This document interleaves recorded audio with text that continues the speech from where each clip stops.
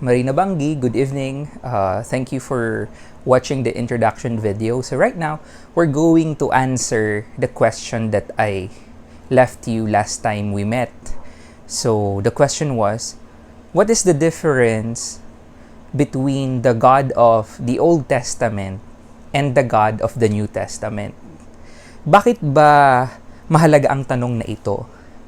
Because oftentimes, we think that God change or God changes.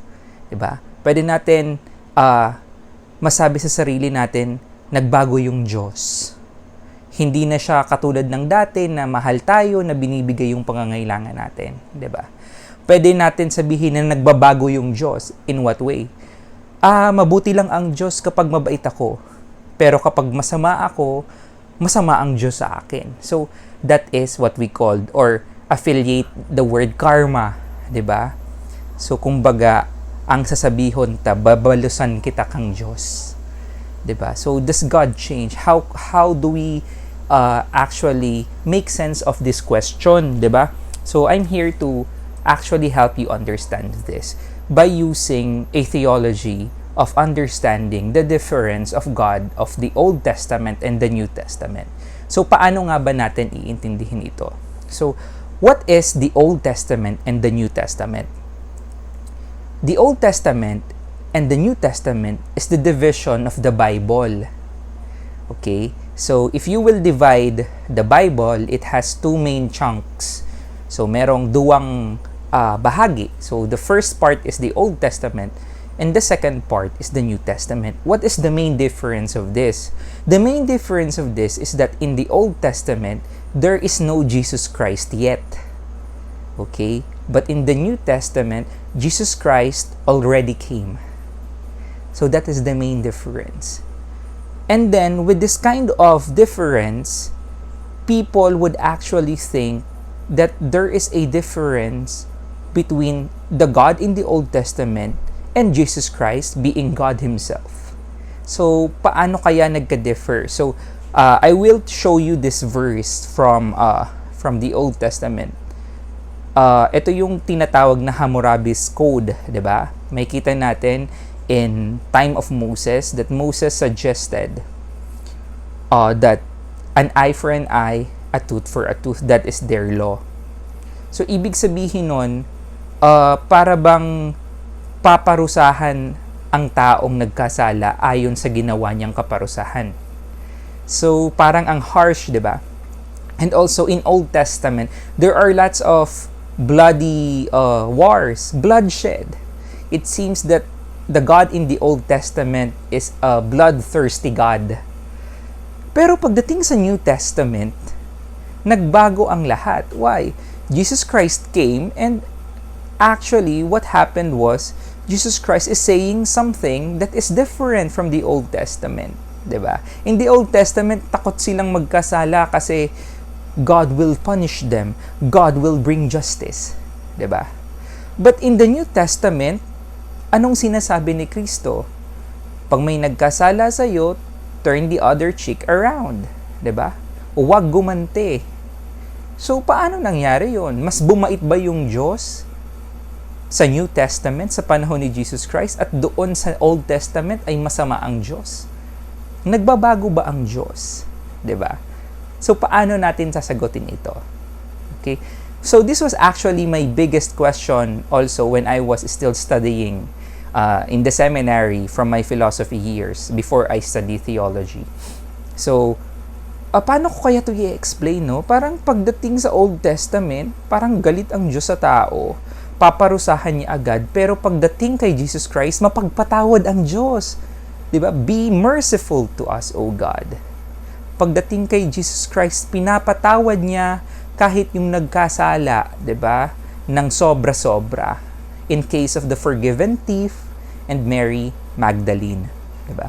So anong nagbago?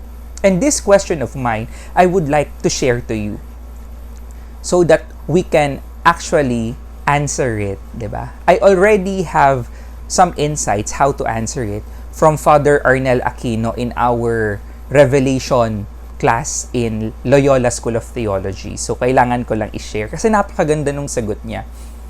So, meron bang pagkakaiba talaga ang Diyos sa Old Testament at New Testament? The answer is none. Bakit? God is the same at all times, from the beginning until end. So, from the Alpha to Omega, God is the same. God never changes. Paano natin mapapaliwanag yung pagkakaiba ng Diyos seemingly sa Bible? So, this was the answer of Father Arnel Aquino. The key word here is interpretation. Okay? In the Old Testament and in the New Testament, both of them, the Bible, was written by human beings who was divinely inspired. So, nandoon ang paggagabay ng Diyos sa kanila. Okay, ano yung nangyari? Pagdating sa Old Testament, God was talking to the prophets, to the writers of the books in the Bible in the Old Testament. But the communication was that God is inspiring them, God talked to the prophets, but they cannot see God. So therefore, their interpretation is somehow limited to their point of view, to the way they understand things. 'Di ba? So parang tayo lang, pag may ini-interpret tayo, it's very biased on our part. 'Di ba? So, ganoon yung nangyari. The keyword is interpretation. Pero, pagdating sa New Testament, sino na yung nag-interpret sa mga salita ng Diyos? Sino? And the answer is very simple. Jesus Christ, who is God Himself. Siya na ang nag-interpret. Now, my question here is, who do you think is the better interpreter of God? The prophets of old, the writers of the Old Testament, or God Himself? And that is Jesus Christ. So sa turo ni Father Arnel Aquino, naliwanagan ako na Jesus Christ interpreted the will of the Father, the will of God Himself. And He is the best interpreter of the love of God for us. Kaya anong nangyari? Pagdating sa New Testament, nakilala natin kung sino talaga ang Diyos. Ang Diyos, ayaw tayong saktan, ayaw tayong parusahan ng labis, ayaw tayong iwanan. That God is love pagdating kay Jesus Christ. Okay, so that is the main answer to that. So, in the Old Testament, the interpretations of the prophets, the writers of the Bibles, depend only upon themselves. But in the New Testament, the inspiration now is coming and the interpretation is coming from God Himself in the person of Jesus Christ. So, mas madaling naintindihan ang Diyos in New Testament. And God was interpreted in the best way possible through the person of Jesus Christ. That is why Jesus Christ is the revelation of God. He is the face of the Father because He is God Himself. So, that is the question to the answer. Is God different from New Testament and Old Testament? The answer is, God is not different. God does not change. What changed though? It is our interpretation. 'Di ba? Because as people as we are, we can misinterpret God. 'Di ba? We can put words to the mouth of God. 'Di ba? We can alter God's idea, confusing other people. But in the New Testament, it was Jesus Christ who actually told people what is the will of God for all of us. So in the New Testament, God is better interpreted for us. So therefore, God does not change. The differences lies not in the objectivity of God, but the subjectivity of the interpreters. So ganoon po yun.